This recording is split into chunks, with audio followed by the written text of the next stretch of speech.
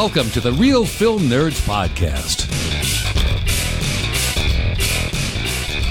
Welcome, everyone, back to another exciting episode of the Real Film Nerds Podcast.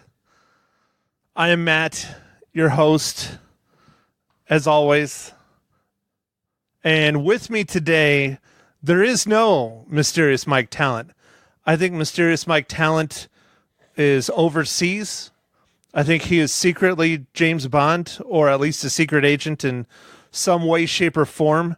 So he's not going to be here today, and I don't think the Wi-Fi's work over the internets, or the Skypes, or whatever. Or it's probably actually mostly the time zone. So with me today is my good buddy, fellow photographer extraordinaire, way better than me, definitely a better podcaster, Mr. Mile High Show, Matt Santos. Hi. Wow, you are doing a Mike Talent. Hi. How are you? Hi, Matt. Hi, Real Film Nerds. You can use the S because we have 4 listeners. It's amazing. Well, your mom. Mm-hmm. That's one. Not you. Who else? My younger sister Heather. in Phoenix listens. Does Frank listen? Frank does not. Yeah. I like Frank. So you're a big Chicago Bears fan, too? No, just a hot dog fan and wings fan. And beef sandwich. This podcast unofficially brought to you by Portillo's. Portillo's. We got beef sandwiches and hot dogs. Who are your 4 listeners? Let's name them all. We got my mom. We got my sister. We got Mike's wife. And that's Mags. Does she just listen so that to make sure you're not talking about her? I think so. Or she listens to because she likes to hear me rag on Mike. Because I don't know if a lot of people really rag on Mike like I do. And, we go back we go way back. And so I rag on him. He occasionally rags on me. It's fun. It's good times. I don't know any of my listeners. None of my family listens. Every once in a while I get a text from my brother who will tell me he goes, hey, I heard from so-and-so they were listening to your podcast. Well, hey, they're listening. No, I've got listeners. I just don't know them. Nobody listens to hear me at all. 0. They will listen to hear who I have on. So I piggyback on the fans of the people I interview. So it's an interview podcast. So it's if I have, say, a comic on, I will get that comic's fans listening to that episode. Then they'll never listen again until I have somebody else they know. If I interview a musician, their fans will listen, and then nobody will return to listen. So it's I get a lot of new listeners every week. You have perma listeners. You always have perma new listeners. They're coming and going constantly. But I do get occasionally, and typically it's after midnight and before 5 a.m. That 5-hour window, I'll get a random text from somebody. Usually it's an unknown number, somebody that's not in my phone list in my contacts. And it's happened probably 7-8 times in the last few months.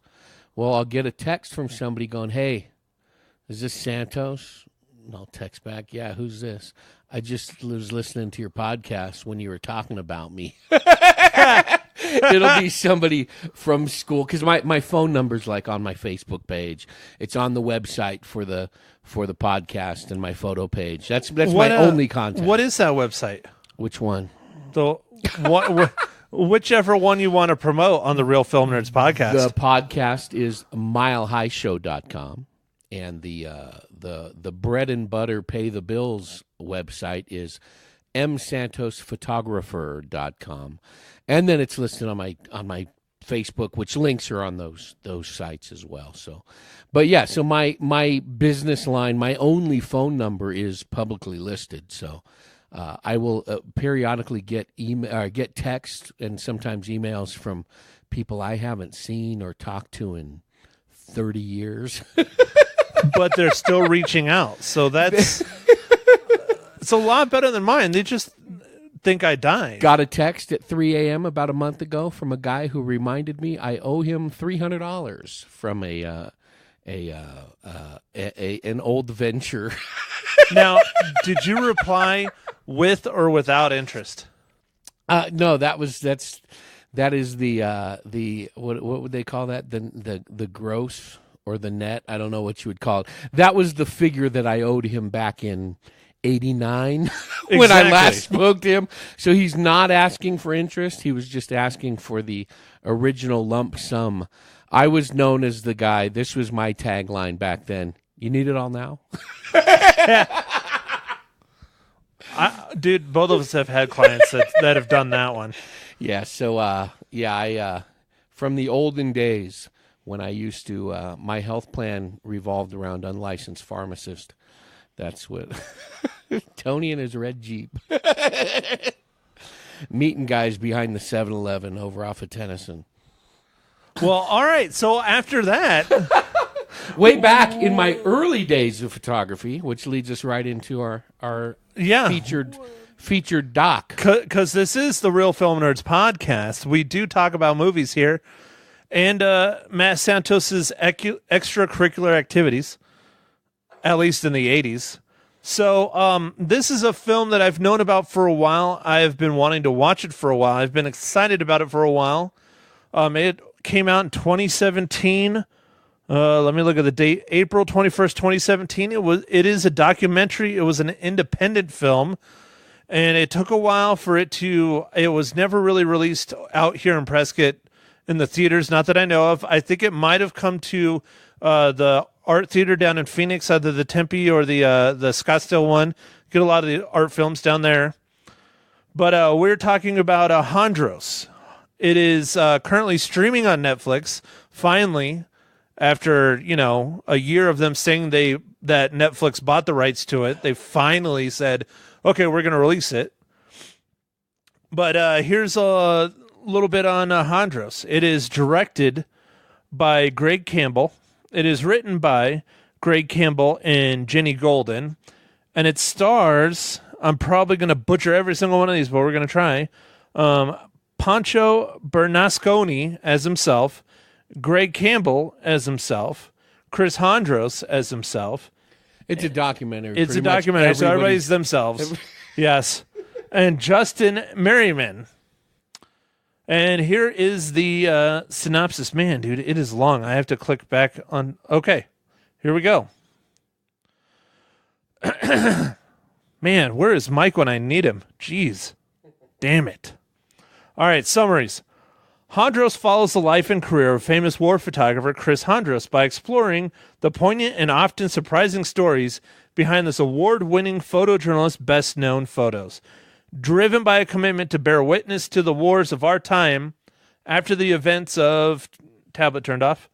After the events of 9/11, Chris was among the first in a new generation of war photographers since Vietnam. Hondros explores the complexities inherent in covering more than a decade of conflict while trying to maintain a normal life. It also examines the unknowable calculus involved in making split-second life and death decisions before, during, and after his photos were made. Chris was killed in Libya in 2011, but he left a lasting impact on his profession that is still felt today. All right, Mr. Mile High Show. You are not a big movie buff like I am, but I know you love movies about photography. You love older movies. This is one of those things. What did you think of Hondros? Honestly, it was a good film. It was a very good film. It gave me a lot of education because while I knew of Chris Hondros, I knew his name. I definitely knew his images. I didn't know virtually anything about his story. We have a couple of mutual friends that have worked with him over the years. So I knew about I through social media and stuff. I was seeing some of my old friends posting about him when he was killed. In what is it, 11? I believe he passed 2011. in 11. So that's when I was associating the name with the images.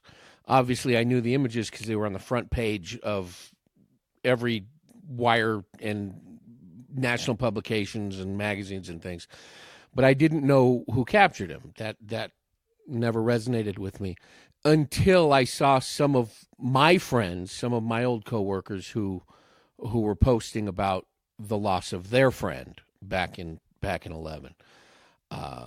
But I did not know anything about his life or what propelled him to follow the path he did. So there was three real pivotal things that hit me with this doc.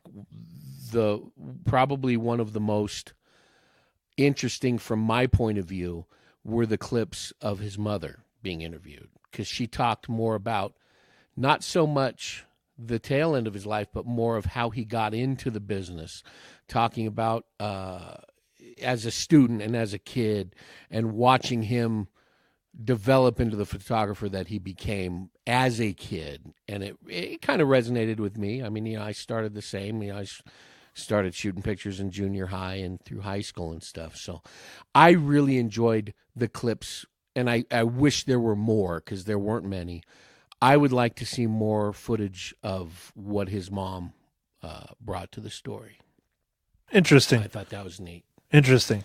All right, well, before I start giving my take on this, let's get one of my favorite sections, Mike's section, other than the Marvel Cinematic Universe section, which we are not doing because there's no way this relates to the Marvel Cinematic Universe. Well, and Mike's Parker not here. He was a photographer. Yeah. He was a photojournalist, and that is all I know about the Marvel Universe. Cinematic Universe, yeah. Well, hey, that's fine. That's fine. So to not do that, we're going to do our other section. Mr. Mile High Show, what are you drinking this evening? I am drinking out of my Oakland A's cup from, what year was this? 2002. Oh, that's new for you. They would give these away. These are, I want to say, what do you think this is, Matt, if you had to guess? 32 ounce, 24 ounce? Yeah, I think it's 24. It doesn't look quite like 32. 24 ounce plastic cup from the Oakland A's. It was sponsored by Pepsi. This is what they served their sodas in. It was a souvenir cup. And what we used to do is comb the bleachers. We used to get these from the mid 80s. They were giving these away up through when I got this one in 2002. And at the end of the game, you would find dozens and dozens of these in the bleachers. So we would grab them, they're hard plastic, and take them home and wash them, and these were our fine china. And so that's what I have in my hand, my Oakland A's souvenir cup from 2002, filled with the remnants of pot number 2 of my espresso roast coffee. Kirkland brand, as roasted by Starbucks, especially for Costco. The espresso roast whole bean coffee that I make each and every morning. And by 11 o'clock this morning, I had finished the first pot, brewed the second pot at about 1:45, and the last 20-some ounces is what I brought here in iced form with a little scoop of vanilla ice cream and a couple of ice cubes. Wow. That is probably the most elaborate what are you drinking drink we have ever had. Well, I notice we'll get to what you're drinking, but I bypassed the adult beverages today because for the past few days I have been a little bit under the weather, and my drink of choice yesterday was Red NyQuil? No, blue Equate version, the Walmart version. Can we say Walmart on your podcast? You can say whatever you want. They're an unofficial sponsor of the Nyquil, their generic brand. I've been drinking that in shot form over the past 36 hours. So I am sticking to coffee today.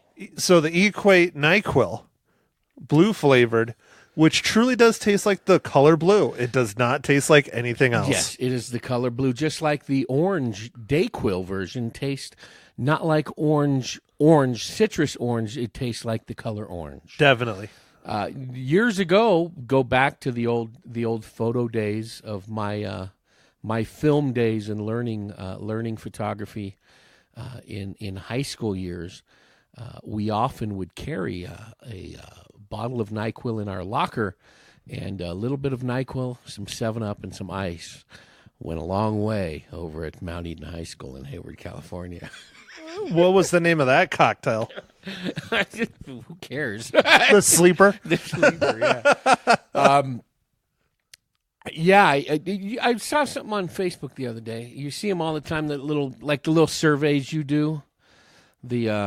I don't do those. But I don't either. But you've seen them. I never respond to them because it's too much work. It's basically a way to hack you, actually. But yeah, no, it's like I have never, and you add up. You're like I have never gotten a tattoo. That's one point. I have never skydived. That's another point. I've never gotten stitches. And you tally. I think they should add on there. I have never used the actual shot glass that comes with your cough medicine because I've never used that. They're meant to be swilled directly from the bottle. You should never. The first thing I do is I take off the little sealed wrap and throw it and the shot glass away because that's useless. Yeah, well, I mean, I'm more of a purist, so I just use a straw. But whatever. But then you don't get that tasty crust around your lips that you could lick off later in the evening. Yeah, it's a nice little snack when you're lying in bed trying to go to sleep.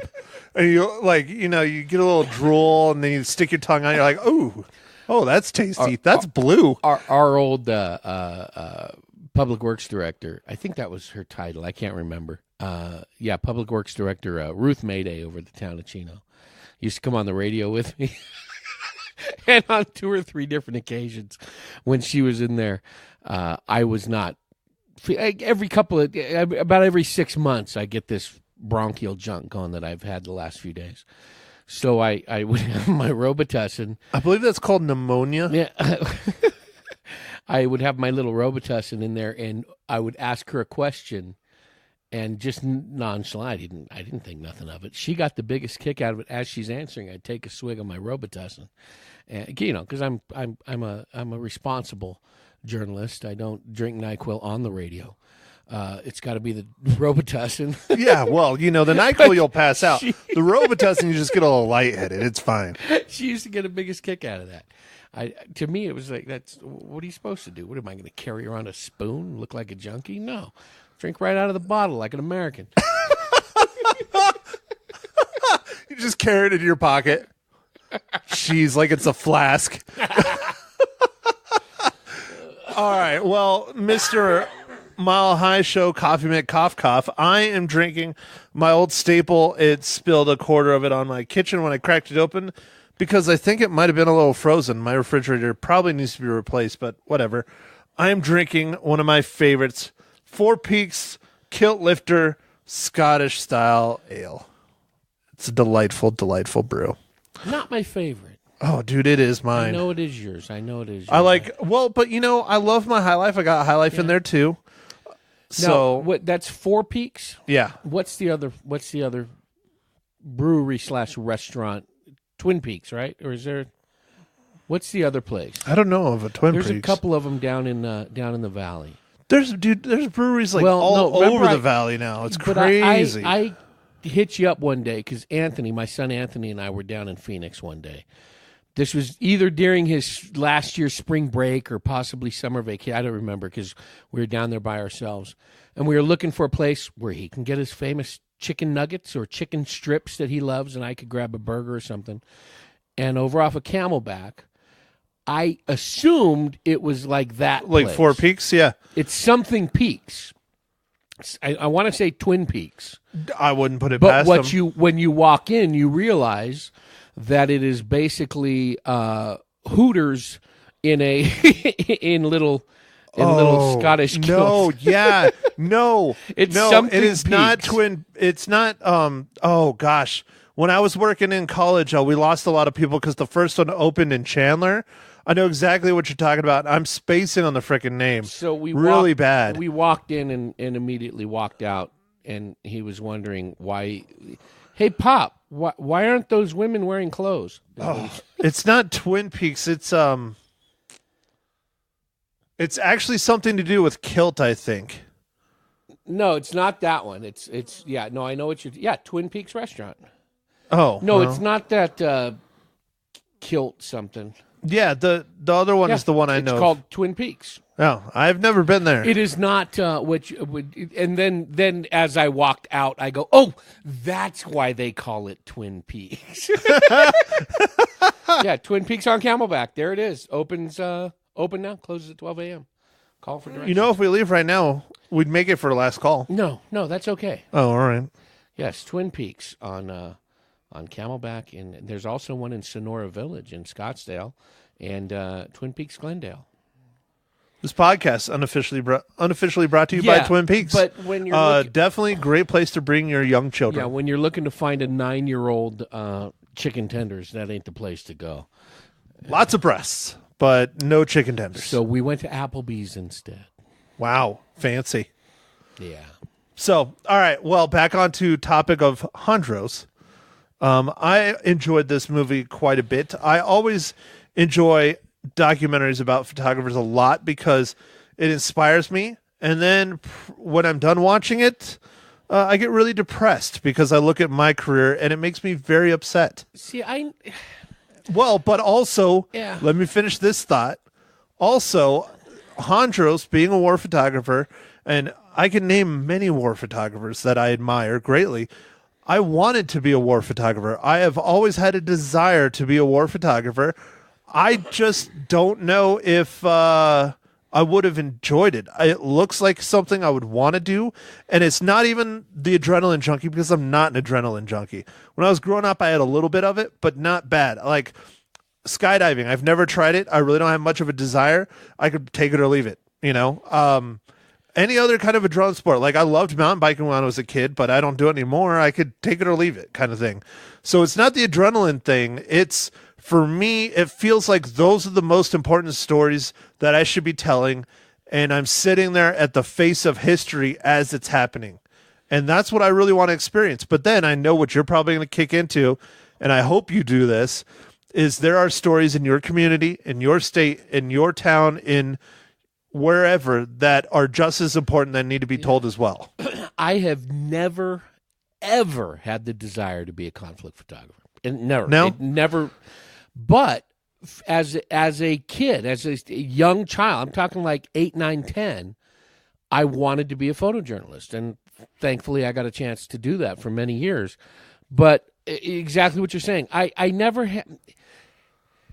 Let me boil it down. There's no argument. His images, Hondros' images, were incredible. They were incredibly dramatic. But dissect them. Were they dramatic because of the setting they were photographed in? Or were they dramatic photos? Yes. Yes. Now, think about...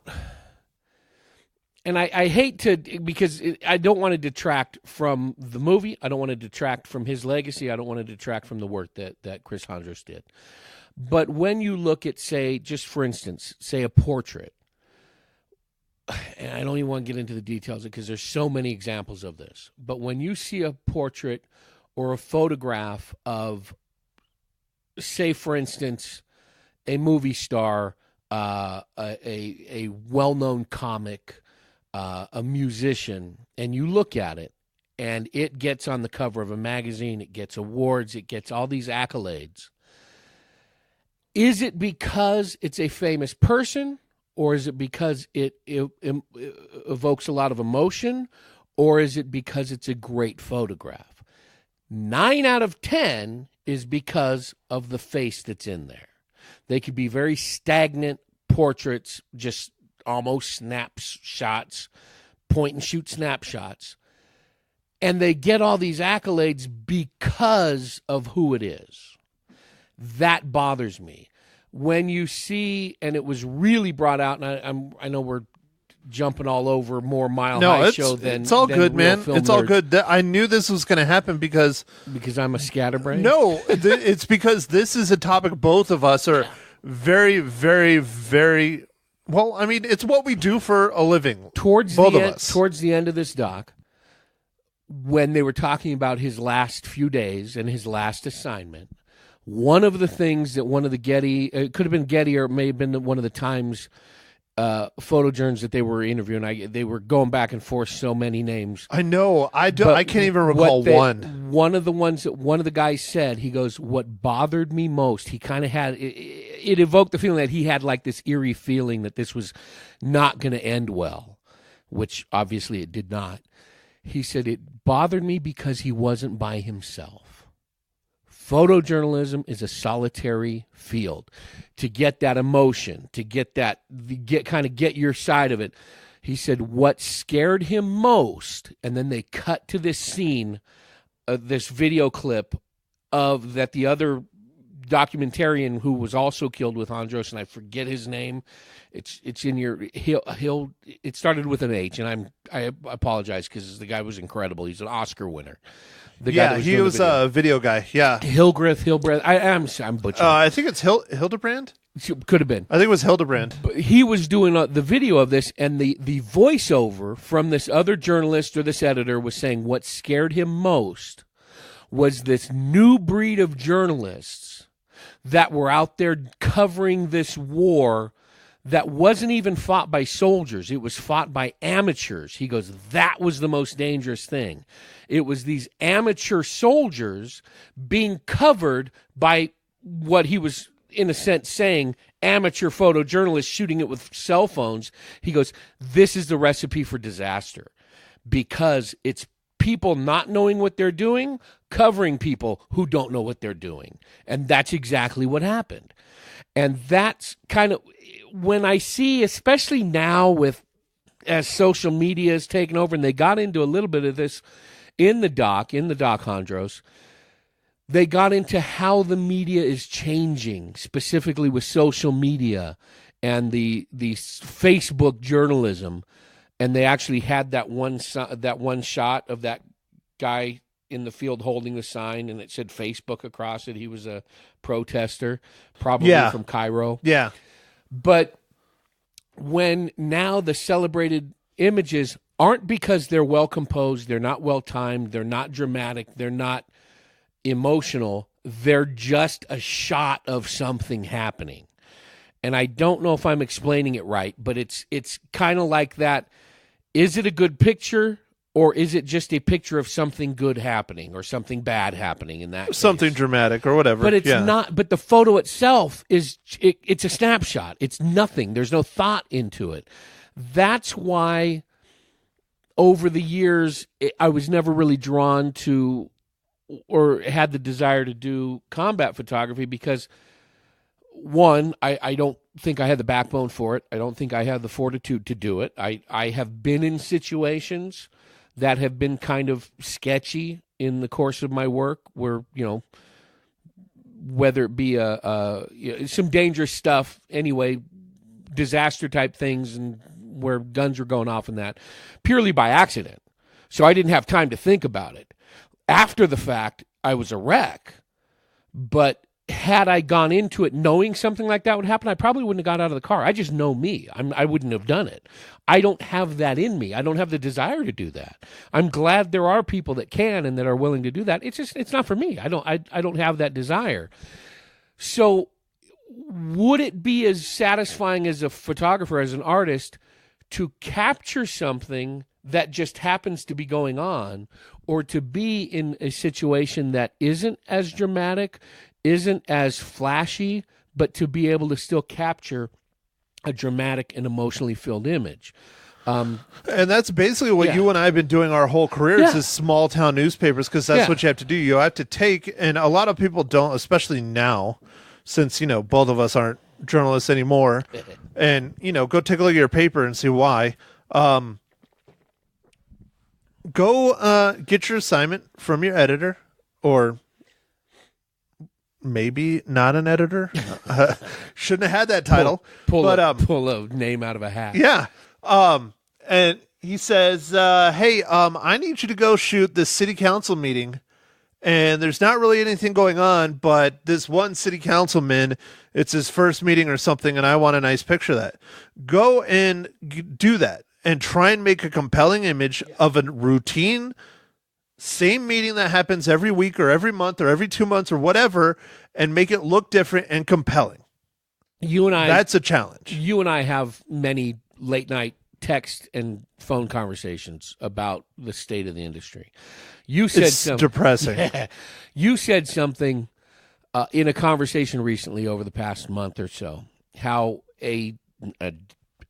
another photographer mentioned to you at an event, I didn't like this. There wasn't that much drama, or there wasn't that much emotion in this game. Yeah, okay, yeah. now, I think that was a basketball game or something. Yeah. So it gets me to thinking. It's like, okay, if you could go to a council meeting, if you could go to a little league game, and you just got to come back with some wild art, or at a park.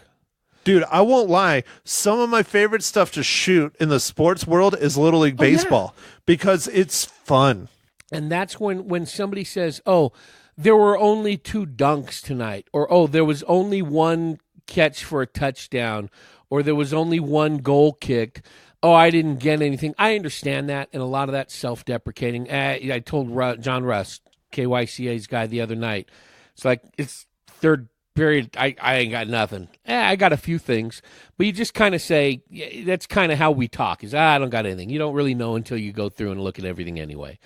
But, okay, maybe you're at a soccer game that ended 1-0. But how much emotion was going out on the sidelines? How much emotion was coming out of a coach? How much was coming out of a player who just missed a shot? How much is coming out of the mom or the dad watching their kid play? Turn around, there is action, there is emotion, there's drama happening all over the place. And that was one thing that I saw that Hondros did.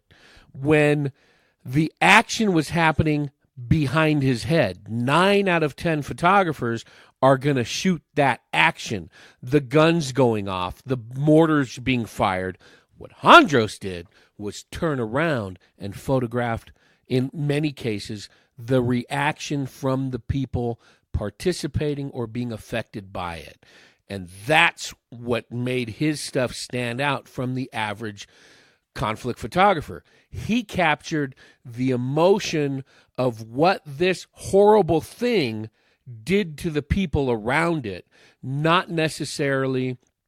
Now, granted, yes, he did have shots of people firing weapons, of people being hit by weapons, but the images that really got me that were displayed in this doc were the reactions to the people around what was happening.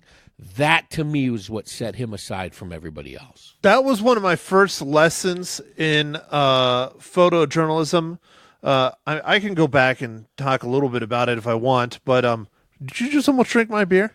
No, I was looking at the recorder. It's probably like 9 hours long so far. But originally, I got into photography when I was in college because I wasn't doing great at computer science. And I hated it. I hated programming. I love computers to death. I love working on computers. I love filling with computers. But I really hated programming. And so I had a friend that I made my freshman year in my Photo 1 class that I took because I wanted to take it, and I should have known something there. And he ended up becoming my roommate eventually, and I haven't talked to him since because we had a massive falling out when he was my roommate, which is sad. I've only been here a couple hours, and I fully understand what he went through. Yeah, no, you have no idea. It was bad. It was real bad. But he. Let me, I'm sorry to do. What was your doll collection like in college? It was not as adequate as it is today, but I did have all it. Inflatable. What? 50-50, 50-50, you know. But that was just for Stockmore. He was he was working for the student newspaper, the ASU newspaper, and he's like, he was like, maybe you should try it out. Maybe you'd like it. I can get you on the staff. And it was hard to get on staff at the student newspaper, even back then. This was before the digital world, before everybody decided to become a photographer, and it still was really difficult to get on staff. And he's like, I'll get you in. It's no big deal. I'm the editor. I'll just hire you. I was like, all right, cool. I'll give it a shot. And I pretty much fell in love with photojournalism my first week doing it. I knew about it. I really didn't care a whole lot about it. I was like, oh, well, that's cool. And then the instant I started taking images, and this is going to piss a lot of people off that are photographers. The instant I started taking images that mattered, it changed my whole perspective on my photography. I had done stuff that it mattered, I guess. I mean, I shot landscapes. I shot portrait sports stuff, like, the team stuff we've done or I do. I was doing that in high school. I was doing studio stuff in high school with my photo teacher, and I was doing stuff like that. But I had never really done newsworthy events. And I was like, I'm telling a story. I'm telling history. I'm telling everything in one image. And that was it. I was hooked.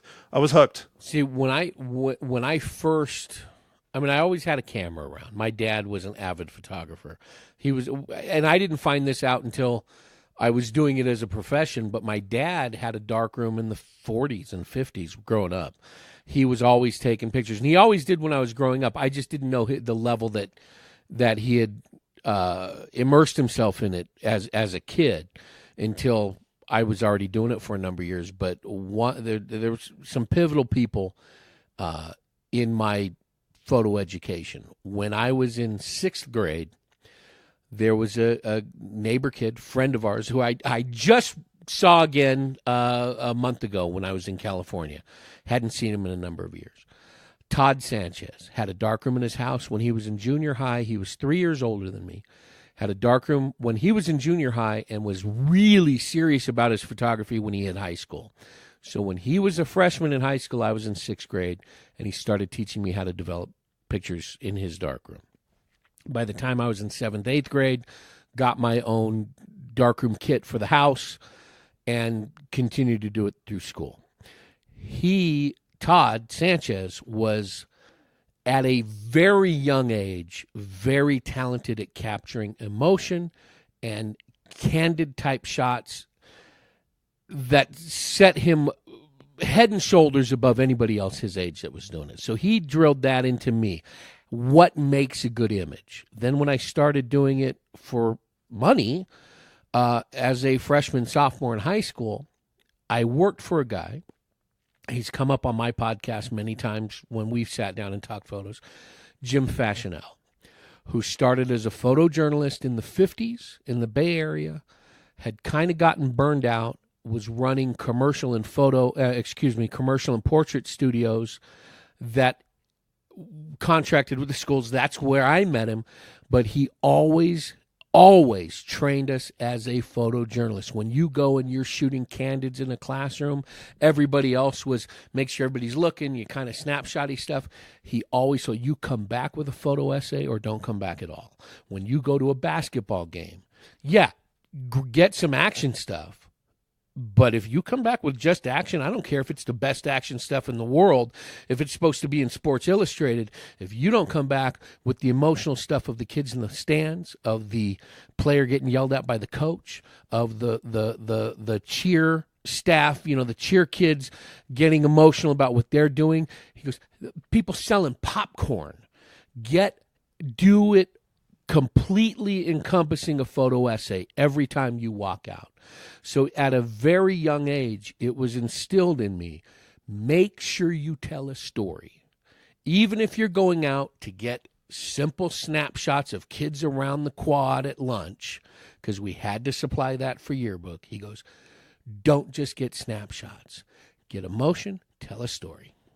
Well, I'm not sure who was the one that taught me this, but to speed it up my side a little bit, I eventually, I'm not sure, it might have been only one semester, it might have been a year, but being a staffer for the ASU newspaper, there's 2 internships in Phoenix that were the most prestigious, one at each newspaper. The East Valley Tribune, back when it was a legitimate paper, and the Arizona Republic. And each one hired one intern each semester, and that was it. Well, I nailed it, and I got it. I don't know if my work was that good or what, but I got it after my first semester. It might have been a year, but I think it was my first semester ever shooting photojournalism, and everybody was just floored and jealous and pissed off and whatever. But I got it. And I'm not sure which mentor it was, because I considered everyone there mentors, because they were all very welcoming. Most of them, they were always helping. Even the guys that kind of were, I don't want to say jerks, but the guys that were too busy to deal with the intern, they still would, drop little hints here and there. They were always helping you grow and stuff. but I don't remember if it was Rick Wiley, the photo editor, or if it was Daryl Webb, who I recently reconnected with after almost 20 years at a Rattlers game. He was at a Rattlers game freelancing for the Republic, and I just wanted to hug the dude. I didn't, but I wanted to hug the dude because I haven't seen him in so long, and in my opinion, he's one of the best shooters in the state of Arizona, if not the best. But incredible shooter. Shot for the Tribune forever until they basically shut it down or turned it into whatever the hell it is now. But that was one of the very first lessons I learned at the East Valley Tribune was the game might be going on in front of you, but you need to always be looking 360 degrees around you. Don't just concentrate on the game. Look at everything else. Yeah. And that's unfortunately what is lacking in what I see now, especially when I see some of the young shooters coming up that I talk to, or people that ask me for advice, or that, I don't know, it's at least every couple of months I'll get a call from saying, hey, can you help me look over, I'm going to get a portfolio together. I just want to, what am I doing wrong? What am I doing right? People concentrate on one thing. They will see a shot, they will see a series of shots, they'll see a photographer doing something, and they will just do that. And it's, whether it be sports, whether it be portraiture, whether it be weddings, corporate work, whatever, they will see a shot in a magazine, online, wherever, and everything they shoot will be like that. I had a really good opportunity recently to work with a photographer that I really admire. Oh, thanks. No, not you. Oh. And Troy Conrad's out of L.A. He is, I believe he was ASU. He's an Arizona native. He was a stand-up comic for a number of years, went into the production side, doing some videography and filming and producing, and now he is like the premier comedy photographer. He's based primarily out of the Comedy Store in L.A., and I've been an admirer of his work for a long time, but I got a chance to work with him several months ago, and he's just got a very unique style. When you see a shot by Troy, you know it's Troy's shot. I know several photographers that concentrate on photography in this state who have basically they're mimicking Troy's style from the. He's got some pretty unique angles that and lens choices that have become hallmarks for him. And in the past 2 years, I am seeing people mimic his style and his angles, the lens choice he uses. They have actually gone out and bought the cameras he uses, and they're basically trying to shoot like Troy, which is fine. That's good to do. But it's kind of like a musician. Do you want to be a cover band? Or do you want to take influences from people that you love and admire and that are good and then make them your own? And if you're learning, that's one thing. But these are quote-unquote pros, and it's like, get your own lane, choose your own style, use these influences, but don't copy, don't just mimic. If you're using that as a starting point and learn from, that's great. If you want to look, I like that shot, how did he set that lighting, let me try something like that.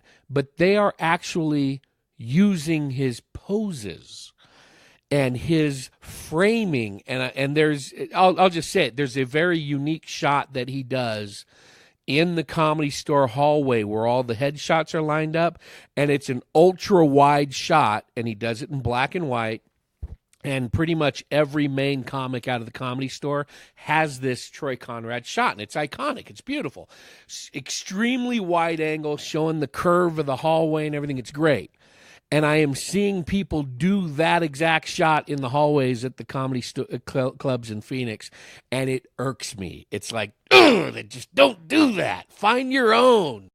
Well, that's one of the things I learned when I was in college, actually from one of my classes. I think it might have been a photo class. It might not have been.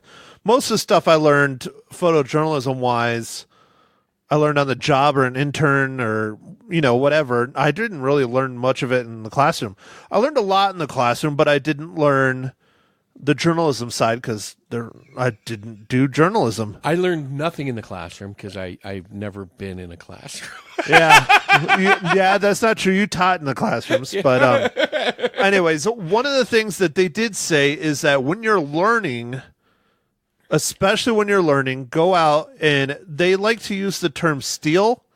Yeah. They're like, steal, beg, borrow other people's stuff while you're learning. But you need to do that so that you can develop your own style. I mean, flip it to the musicians again. Yeah, everybody, what do you learn how to play when you're learning guitar? You learn Smoke on the Water. You learn Stairway Johnny to Be Heaven. Good. You learn Stairway. You learn, and then you learn a blues riff. But at a certain point, you go, okay, now how am I going to make this my own? How am I going to learn? How am I going to grow from this? That's what separates. Well, throw it. It's a cover band. Yeah. Do you? And there's nothing wrong with that. If you want to be a cover band and work the state fair or work, the local casino nightclub, great. And that's fabulous. But in my eyes, that's like working at Olin Mills, and you're going to do the portrait where you do this, and you're going to do the portrait where you're holding the book this way. You're doing the set move. You're doing Stairway to Heaven is what you're doing with the camera. You're not being creative at all. Yeah.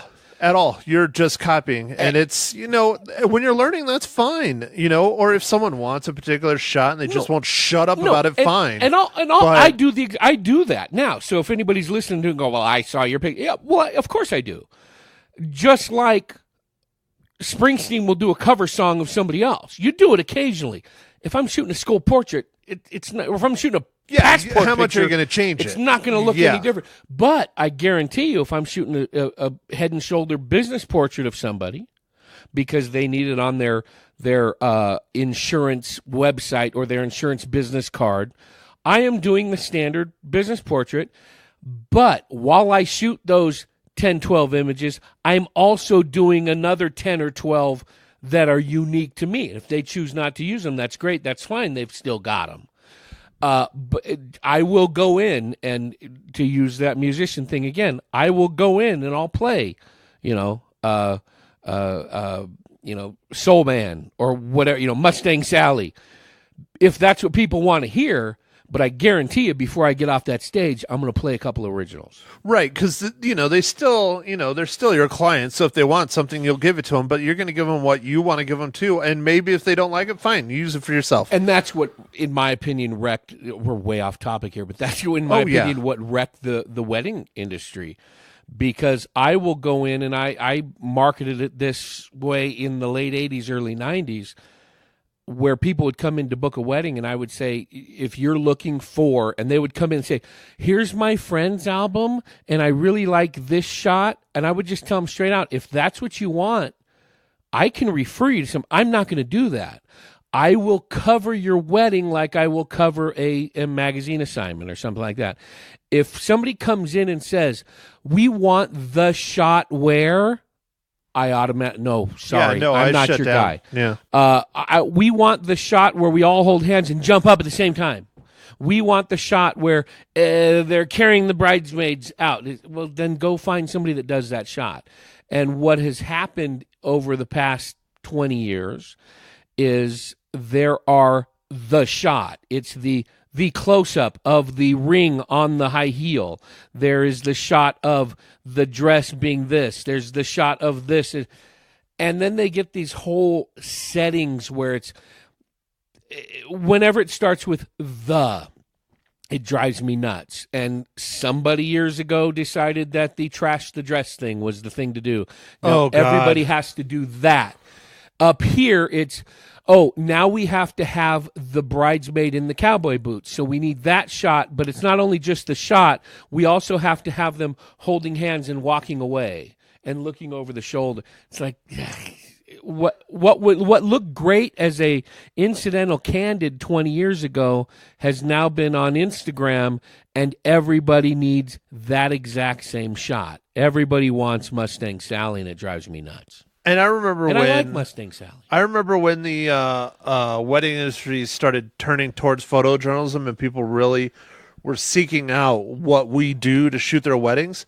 That was a good time period. But that time period has come and gone, and it went pretty freaking quickly. Well, and it was a handful of years. Yeah, but what they wanted is they got a couple of really good images, and then everybody wanted to copy those images. Yeah. And it's ridiculous. Especially when, quite frankly, you get a bride that looks more like me than my bride, and they say, I want to look like the girl in the magazine. Well, sorry. It's not. Yeah. All right, well, to get back on topic of talking about Hondros, because I knew this was going to happen. That's one of the reasons why I picked a photo movie, because this is an interesting discussion, I think, especially in an industry that I've given a lot for. And now I don't know, but that's my own personal thing, and I will leave it alone. Yeah. Because I don't want to piss and moan, but I miss it dearly, and yes, whatever. He does. He loves that. No. In Hondros, one thing about the film that I wish they would have had a little bit more, I agree with you about the interview with his mom. I wish there would have been more backstory on Chris himself. I like how instead of sitting here and doing this biopic like they've done in other specifically war photographer documentaries, where they just show you image after image after image after image after image of this person, and look, this is great, and this is great. They do that in here, but not like other war photography documentaries I've seen. It was more, this is how he got this iconic image, and this is what was going on, which I really liked. I really admired. I knew 2 out of the 3. The one that I did not recognize was probably maybe his most famous, maybe not. But I didn't realize it was his, or I didn't recognize it. I couldn't place it. Was the young girl and the family in Iraq and all that stuff. And I think that's one reason why I really wanted to see this documentary as well. Chris Hondros is a few years older than me. He was in Iraq. Younger than me. In the Iraq War and all that stuff. While I was a student, while I was learning, while I was doing all these things, and I saw his image coming, and I was taking his images and I was placing them on pages and stuff for the student newspaper, and we were deciding, man, this one has blood. Should we really have this? This one has, this. Should we really? Yeah. But the one that impacts me the most, that I think he broke a rule that you probably shouldn't break, was with this little girl and this family in this story. One of the kids was hospitalized, and he ended up getting him to Boston. Yeah. Chris Hondros was instrumental in getting him into the United States, getting him into good medical care, getting him taken care of, all these things. He documented the journey. You see pictures of the kid in the hospital. Pretty sure they were taken by Chris. He helped out a lot. He also did this kind of for God, it wasn't Libya. The dude that's jumping with that just shot the RPG. I don't remember what country. Yeah, I don't remember. That's probably his most iconic photo. I saw that everywhere. But anyways, needless to say, he helped this kid out, probably financially, possibly. He helped him, all these things. And that was crossing that line that journalists are always discussing, where how involved do you get with your subjects? It's always that whole thing, you show up and you're the first one on a scene to a house fire or a car accident or whatever. Do you pick up your camera, or do you, now we have cell phones, but do you go and help the person? Which one do you do? Well, Chris picked up his camera, and then he ended up helping afterwards. And as you find out in the movie, that is actually a really bad thing that he did, at least in my opinion. I don't know how you feel about it, but by helping this kid, by giving this kid all this publicity, he finally went back home to Iraq, I think it was Iraq, or was it Afghanistan or Pakistan, one of those. Middle East, one of the Middle East wars that's still kind of going on. And the terrorists specifically targeted him because how famous he got over doing all this. Yeah. And so he not only helped the kid out and helped his life, but he also, in my opinion, caused the kid's death. Yep. And so that's a really, really shining example of why you don't get super involved with your subjects. You just don't. And then his counterpart from, I believe it was the Times, the one who had been held captive as well from, I believe, from the New York Times. In Joe, Libya, right? Yeah. Yeah, that was in Libya. And what he said, because they interviewed him specifically on this part in depth, he said, but we're human. We're not robots. So we are going to get involved. It's a fine line. Well, it's a fine line. I mean, I've gotten involved, but I haven't. But I haven't. The thing is, I don't have an issue with what he did. There's a much larger issue there. Why? And they didn't really get into it. When the little boy went back, was that his choice? Did he have an option? Was there an option for his family to come in? True. Now, they didn't get into the things too much before that of how he was injured in the first place, how his parents were killed. They went back and talked to the sister, much grown now, much older now, and I had to go back and rewatch twice the interviews with the servicemen, the one that. Dude, yeah, the guy that he personally takes a lot of the blame on his own shoulders, which might or might not be true, but he was involved in the shooting, yes. Yeah, and we kind of didn't touch on it, and it's very apparent and brought to the forefront in the doc. The reason this kid was shot by American forces. Yes. It was a car fleeing, and according to the daughter, they were fleeing from ISIS. They pretty much opened fire on a vehicle that was trying to get away from the quote-unquote enemy. Things happen in war. I understand that. But it was basically a friendly fire situation. And they didn't dwell too much on that. So at that point, parents are dead. I don't know what they interviewed other people. The older man who was in the interview with the daughter, that she was grown. Was that the uncle? There was some family members that had taken the kids. This is what came to my mind. Okay, U.S. forces opened fire mistakenly. The call was made, get the car because they're leaving. They thought it was the enemy fleeing, and it wasn't. It was somebody fleeing from the enemy. Yeah, and they popped a few off into the air trying to say, hey, don't speed up. And they stopped, and then they sped up and drove straight at the soldiers, supposedly. Well, and that was when they opened fire or whatever. It doesn't matter. It's all one person's perspective. At this point, parents are dead with U.S. bullets. Little boy, little girl. Boys brought to Boston for medical treatment. At what point wasn't Red Cross, wasn't somebody else, wasn't UN, somebody brought in and said, let's relocate this family to Dearborn. Let's relocate this family to Houston. Let's do They were sent back. Now, they didn't touch on it, but maybe the other family said, no, we want our family back.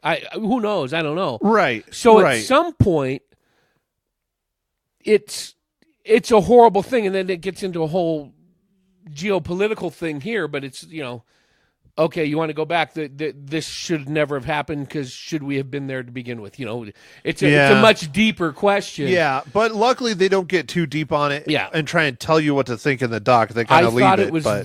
I thought it was very poignant. The interview was very short. I would have liked to have seen some more footage on this too. Maybe I'm just morbid. This serviceman, I felt horrible for him because, 5 guys opened fire. He's the one they're talking to. He basically feels he did it, and they ask him outright, well, other people were firing too. Do you think it was your bullets that ended the parents' lives? And basically he says, that doesn't matter. I'm still responsible. So I definitely feel for this guy.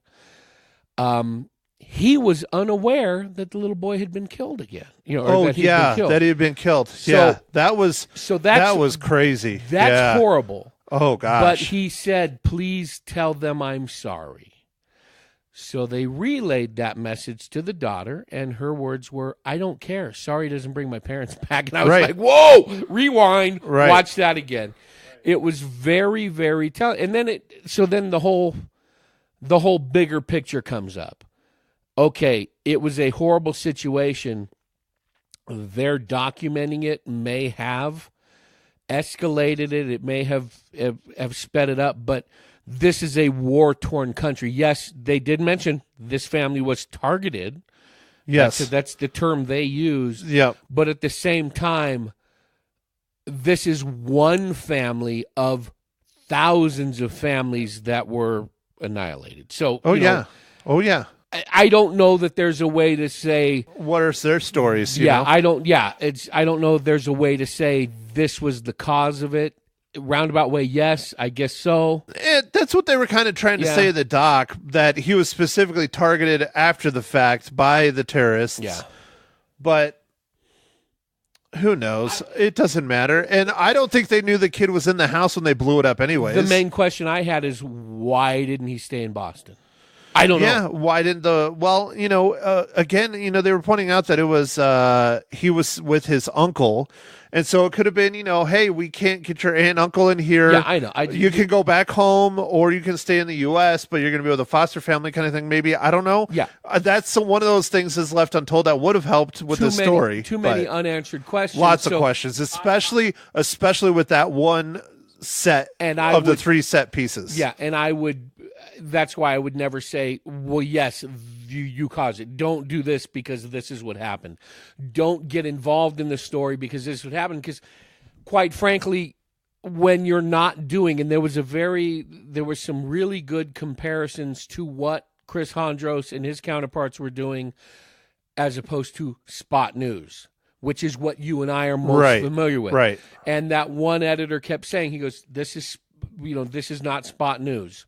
Spot news is covering the accident, covering this, covering that. What they were doing was in-depth, embedded journalism, which you do get involved. There's no ifs, ands, or buts. Yeah, right. It's different. And I don't know how much of this you have done.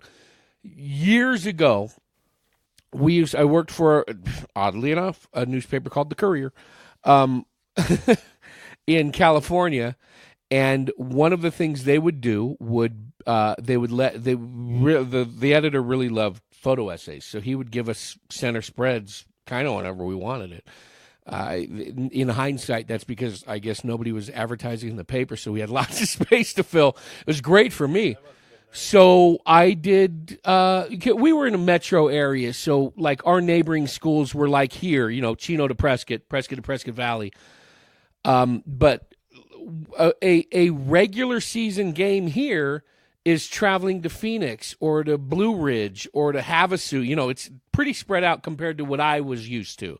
So when there was long road trips, it was something odd. So when an East Bay team went to the Central Valley for a tournament, that was odd. That was one photo essay I chose. I went with a basketball team to an overnight trip, and I did a photo essay. It was a lot of fun.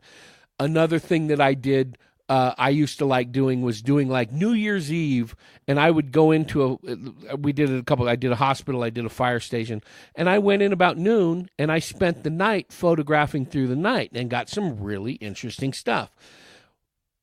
On a very small scale, that's basically embedding yourself. In a course of 12 hours, 24 hours, we're eating and sleeping with these firemen or the nurses on duty, and you're playing cards with them at 4 a.m. because there's nothing going on in the ER.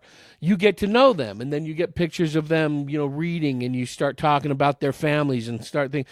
Then you kind of gear I remember this one specific ER nurse was talking about how every holiday she's away from her kids, and she doesn't like it, but it's what she has to do. So one of the shots that I really enjoyed, this is, I want to say 83, 84. One of the shots that I really liked was with the lens that was pretty much always on my camera was I had 3. There was a 35 1.4, 105 1.8, and a 180 2.8. It was that 105 1.8 with this nurse, shot long, available light in a really dark break room with one little desk light on when she was talking to her kids at 2 a.m. because one of her kids woke up in the middle of the night and her husband puts the kid on the phone and they're talking. It was a great shot. Had I not immersed myself with her, I wouldn't have known she had kids.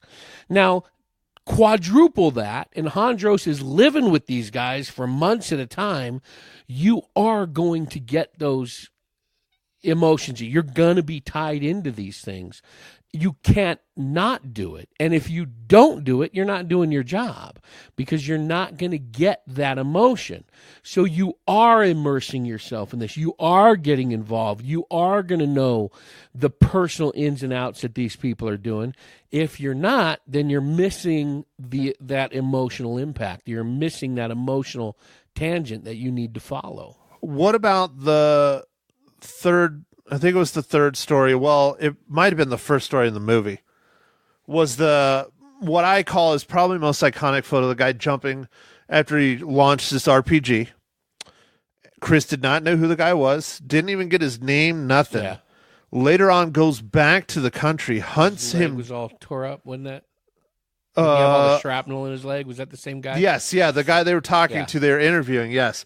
But Chris goes back to the country not working. He might have been working something else, but he was not going there to meet this guy.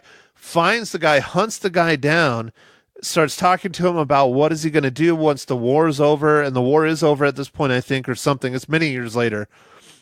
And the guy's basically saying, well, I'm going to do like what all the other soldiers do. We become criminals. And he's like, well, why? He's like, well, that's what I know. That's what I know how to do. And so Chris volunteers to get the guy into school. He pays for his schooling. He pays for his college and all that stuff. And this is a dude, he didn't even know his freaking name when he left the country and sent the images out. But he goes back and gets re-involved in the guy's life. So I don't know. I don't know what to think about that. What was his, and we don't know, what was his ultimate goal going to be? Had Hondros survived, this is gonna sound bad, but I think it's the same goal. Well, maybe not bad, but I think it's the same goal as almost every photojournalist is.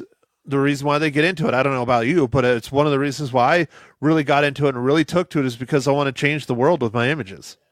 And I think this is his way of being able to change the world, is by, sure, his images are helping, but he can help make this one person's life better.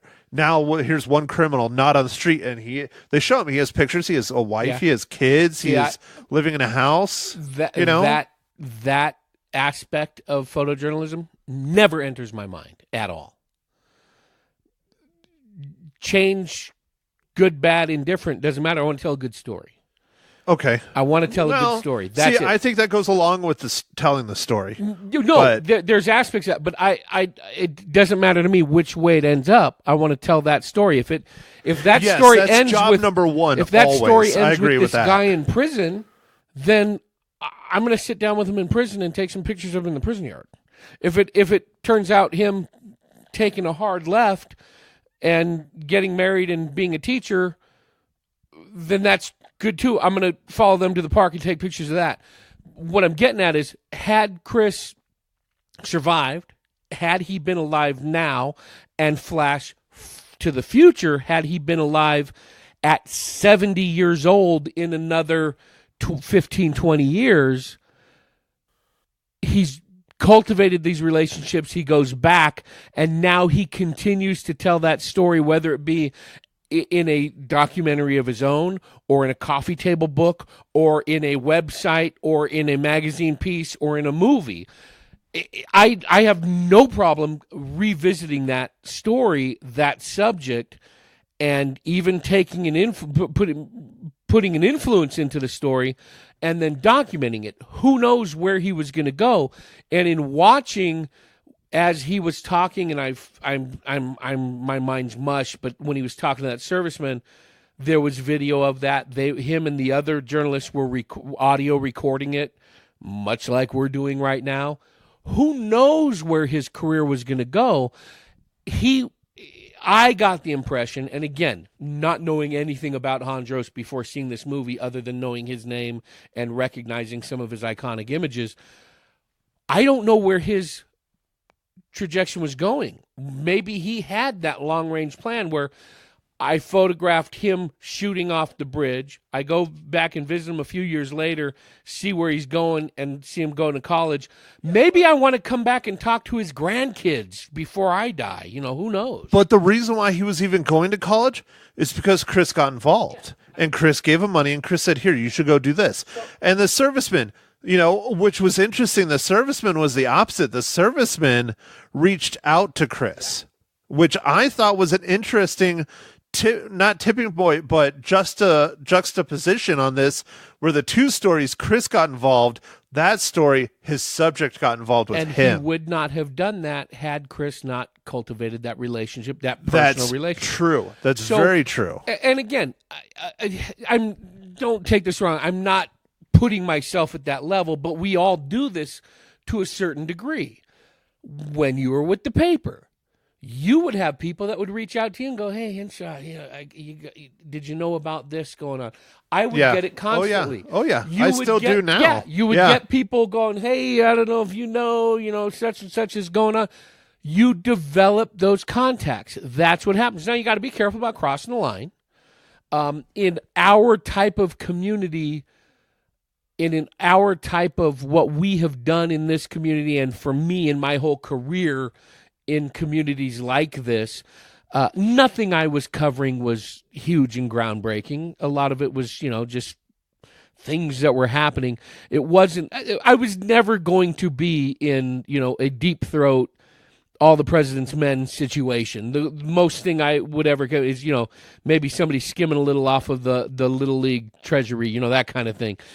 There was no earth-shaking things, so I didn't have to worry about crossing those lines for the ethical purposes, but you develop those contacts so that you get information. And they develop them with you, because when they have something that needs to have a light shined on it or a little publicity to something, they reach out to you. Yeah, they call you. Yeah, because, hey, we're donating we're donating this money to the homeless shelter, and we're going to be dropping off a check. You think you can come by? Yeah, you do it, but you don't just do it as a grip and grin. Then you get some pictures of where the money's going, and you want to find out what's the end run for this, because it's good copy for you. It's a good story to tell in the community, and it gives them the publicity that down the road they can go after more and more contributions because it's being shown that it's going to a good thing. So there's a lot of give and take. You got to watch out, though, as we both know, when you're basically being able to buy front page stories, which we know happens way too often, especially in smaller communities. You want a great story on your new general manager? Buy a full page ad on the back of section 2. That's where it gets disgusting. But you develop contacts. That's how you get stories. That's how you get access. That's how you get phone calls returned to you. That's what happens when they know that you'll be fair in what you do, and they know when your sources know you're not going to burn them. If there is something that needs to be shined on, we're going to shine a light on it, but we're also going to give you a chance to tell your side. All right, well, Mr. Santos, how long have we been talking? Have we been talking long enough for your podcast? Do we need to keep going? Because I know you like to do at least an hour. I got no time limit, man. Okay, because my time, I try to keep my time limit to a half hour, but I knew we were going to blast through that. Well, now you got 2 of them. No, because, no. I'm not going to do a 2-parter. I just throw it up and you can listen to it or not. But, I mean, this is a topic that's very near and dear to my heart. I own a couple documentaries about war photographers that I like a whole lot. It's something that I always wanted to do. I don't know if I would have been able to hack it once I'm actually out there, like what you were pointing out. Never would have been able to. Well, we've talked about this on my show a little bit, but I think we have. Give me a what's the squirreliest situation you ever been in? Oh, I've been shot at. Yeah. I've been shot at. It was a dumb situation, but it was a hostage situation. Pulled up to the standoff, and it was basically a cabin in the woods, middle of nowhere kind of thing. And I pull up. New Mexico? Yeah. I pull up with the reporter, and I'm looking around. I'm like, I get out of the car. I'm like, what the hell is going on here? What? I thought there was a hostage situation. And I start hearing some cracking. And clearly it was gunshots whizzing by. I'm like, maybe not at me, but in my general direction, whatever. I'm like, oh, fuck. So I get in my car and I take off. Not flooring it, but I just not thinking much of it. I take off and I start going around a curve and I stop. And all of a sudden there's just cops everywhere. They had decided not to barricade anything, not block anything off, because they figured no one would have come out there to do anything about it. So they're like, why do we need to put up tape or anything? And so the guy that was holding someone hostage was taking pop shots at us, me and the reporter. So that was, much like yourself, a situation where if I would have thought about it at the time, I probably would have been wetting myself.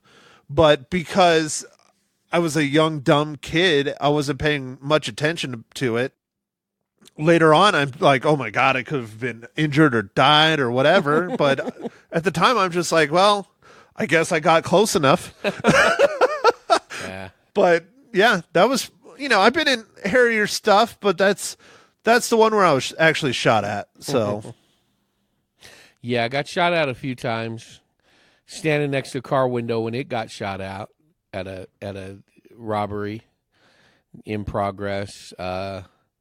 Been inside of 2 homes while they've been burning, shooting pictures, shooting out of the firemen running into the house. yeah, you're telling me about those ones. That's interesting. I've never gotten to a fire that fast. Got into rolled up on way too many accidents while they were still happening. Oh yeah, I've done that Yeah. a couple times, but I wouldn't call that something hairy. It's just, oh well, shit. There's a car accident, that's real interesting. There was one here that I rolled up on when I was in the Courier.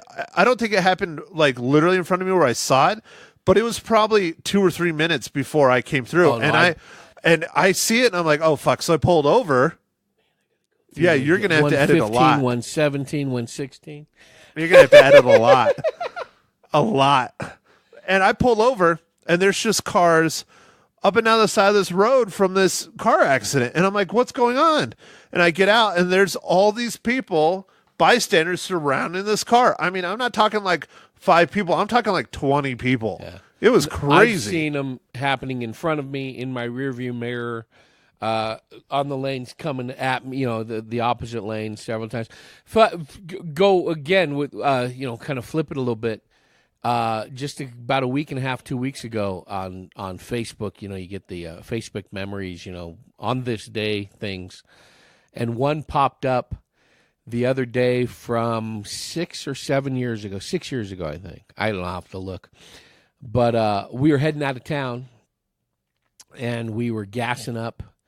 And I saw a few fire trucks go by in Chino. So I told my wife, I said, oh, hold on, I got Anthony, he was 2, maybe 3 in the back seat in his car seat. We were heading out of town to go to what did they call it? The Route 66? Was that the Thunderbird Class? A baseball tournament up in Bullhead City. I used to shoot it every year for the paper. Chino would go up there and play every year. And we were on our way out of town to go to that tournament, and I see these fire trucks and a couple police cars, so we follow. I said, tell Sandra, I said, oh, let's just go see what it is before we hit the highway. And it was a house fire. So that was Anthony's first house fire. Now, since then, he's been to 3 house fires, 2 wildfires, 3 or 4 vehicle fatality accidents, and 2 shootings. So your son, at the age of, how old is he now? He's 9. 9? At the age of 9, has probably experienced more than most adults have. I get the parenting If award. he hates you, the Father of the Year award. yeah. If he grows up hating you, Oh, he doesn't have to grow up for that. If he gets older hating you. Overall, this movie, Hondros, I really enjoyed it. And I'm not. You mentioned this at the beginning. I honestly don't like movies about photography. That's interesting. I figured you would enjoy them. No, I love them. I don't like docs about them. I can't. Because what I end up doing is thinking more of like, how would I have shot that? How would I? And then I feel like I'm at work. I like dramatizations about them. I like movies. Yeah, like movies. Not documentaries. Yeah. What was that? Killing Fields. I thought it was a great movie. I remember going to see that with a couple of guys that I worked with at a paper. We all cut out in the middle of the day, went and saw that at a matinee. Actually photographed us watching it. We all you were telling me about that. Yeah, that was on one of your podcasts recently. Enjoyed one that. With me. Enjoy movies about journalism. But honestly, I'm not a big doc fan anyway. I enjoy entertainment documentaries about either bands, musicians, comics, things like that. I enjoy. But I'm not. Most documentaries about specifically like war journalism, war photography. They tend to get way too political, and as you know, and as listeners of my podcast know, if there's one thing I am not is political. I dislike everything political, and that's why I enjoyed this. While it's centered around war and it's centered around conflict, they really concentrated on the personal aspect of Chris Hondros. It didn't delve too much into the right or wrong. Why are we there? Why are the troops there? What could they have done? And you and I talked about it a little bit, about as specific to that child and his sister and his parents. But overall, the film was about this artist and this journalist and what he did and what he captured. It didn't get into the political aspects. That's why I enjoyed it. Most documentaries specifically about, even if it's just about journalists, about writers and reporters, it always starts to go one way or another on the political spectrum, and that's where they lose me. I just can't take it. Have you ever seen, it's one of my favorite ones, again, it's on a war photographer. It's actually called War Photographer, on James Nashway. No, isn't there a book called War Photographer as well? Maybe. I don't know. But this is a documentary done on him years ago. I actually watched it when I was in college. It's quite old now, but I don't know. This was before, I think, even Amazon got real big. I don't remember where I got it. I might have picked it up at Tempe Cameron or something. It was a little pricey. It was probably like $30. But it's very much in the vein of this film. It's more about James Nashway and his methods and how he does things. And they follow him, and you see the solitary, you see him, the loneliness, you see him working. I really love that documentary, and he is probably my favorite war photographer of all. I've always wanted to be like him. Yeah. He's just incredible. He's still alive today. He talks about his work. He talks about capturing these images. He talks about interacting with people, being able to get in these situations, how he feels for these people. You get to meet one of his love interest, which is an interesting thing they went into with Hondros, which is another thing I've noticed, not just from war photographers, but photographers in general. They tend to dedicate their lives to what they do, not so much. That's why I want to retire. Yeah. And James Nashway, I mean, they talked to this lady. She's European in Germany, works for some newspaper in Germany that he's shot for a while, probably stringing or whatever, and had a relationship with this lady. At least they allude to them having a relationship. And basically he, kind of pushed her to the side to continue doing his work. Yeah. It's a very fascinating documentary. I like it a lot. Again, I like this kind of stuff. Yeah. But all right, so to wrap it up, Mr. Mile High Show, our rating system. We do, I guess you could say, half a reel to 5 reels, 5 being your favorite, best movie ever, half a reel being no one should ever see this, including yourself again. I'll go good. Where would you rate I'll go good Hondros? Solid 4. 4?